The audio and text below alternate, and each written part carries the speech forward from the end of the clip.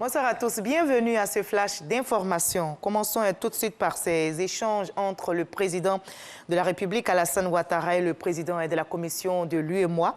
Le chef de l'État ivoirien qui assure la présidence de la conférence des chefs d'État et de gouvernement de l'UEMOA a évoqué avec son hôte les préparatifs du prochain sommet de l'Union économique et monétaire ouest-africaine prévu le 25 mars prochain. Awa Touré nous en dit plus. Il est désormais un invité habituel du palais présidentiel d'Abidjan.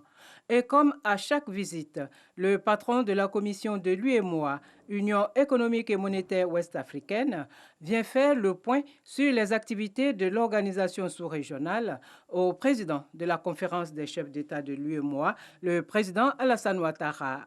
La rencontre du jour portait sur le prochain sommet de l'UEMOA prévu pour se tenir le 25 mars 2021.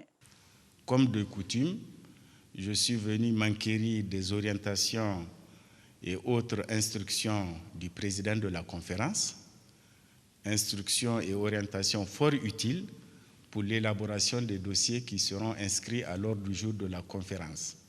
Bien sûr, ces dossiers seront élaborés et examinés en lien avec les autres organes et institutions de l'Union. Mais comme de coutume, en pareille circonstance, j'ai saisi l'opportunité pour faire aussi un bref état des lieux de notre Union à son Excellence Monsieur le Président de la République. Notre Union qui, comme vous le savez, est traversée depuis un an par une triple crise sécuritaire, sanitaire et socio-économique, à laquelle les gouvernements, les institutions comme les nôtres, les partenaires techniques et financiers cherchent à apporter les solutions les plus viables et les plus efficaces, notamment pour soulager les populations victimes des conséquences de cette triple crise dont je viens de parler.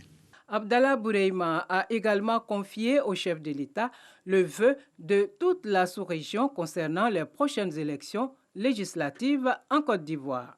J'ai exprimé au chef de l'État nos vœux et nos prières pour que les élections législatives qui vont se dérouler le 6 mars se passent dans un climat de paix et de sécurité.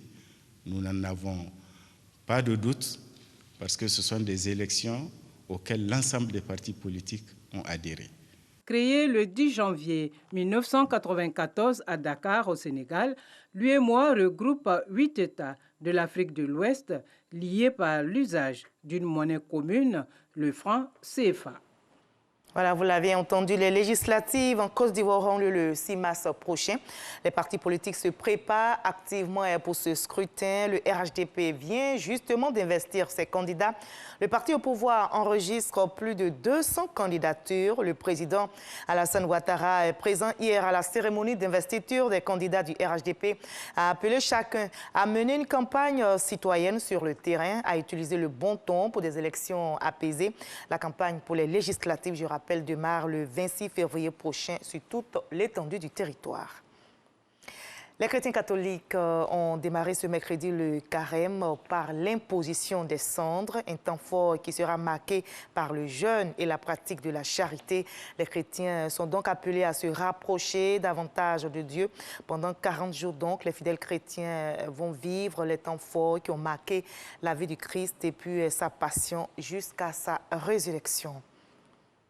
Le ministre de l'Agriculture et du Développement rural a prononcé une conférence de presse aujourd'hui dans la commune du Plateau avec le directeur général du Conseil Coton Anacat. Une rencontre avec les médias pour présenter les dispositions pratiques arrêtées par le gouvernement ivoirien en vue d'assurer à la campagne 2021 de cajou un bon déroulement. Des questions comme le respect du prix Borchamp, la subvention aux producteurs ou encore la transformation ont été évoquées. On en reparle ce soir à 20h.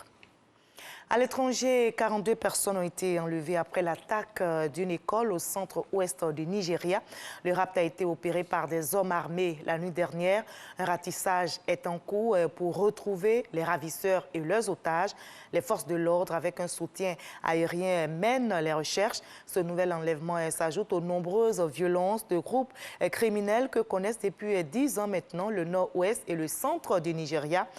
En décembre dernier, par exemple, plus de 300 élèves dans un pensionnat dans le nord du pays avaient été enlevés avant d'être libérés une semaine plus tard. Le groupe terroriste Boko Haram avait revendiqué le rapt. On assiste à une grosse polémique au Bénin depuis que la commission électorale a invalidé les candidatures majeures de l'opposition.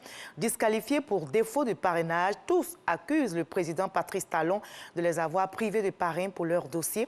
La plateforme de l'opposition ne désarme donc pas, elle durcit le ton et demande au gouvernement de faire sauter en urgence ce verrou.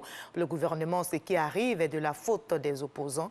Notez qu'aujourd'hui même, mercredi 17 février, la Cour constitutionnelle statue sur les recours formulés par les autres candidats recalés. Voilà, c'est ici que l'on s'arrête pour ce Flash Info. Je vous retrouve avec plaisir à 20h pour la grande édition. Mais tout à l'heure, suivez l'info régionale pour avoir toutes les nouvelles de nos régions ici en Côte d'Ivoire. À tout à l'heure.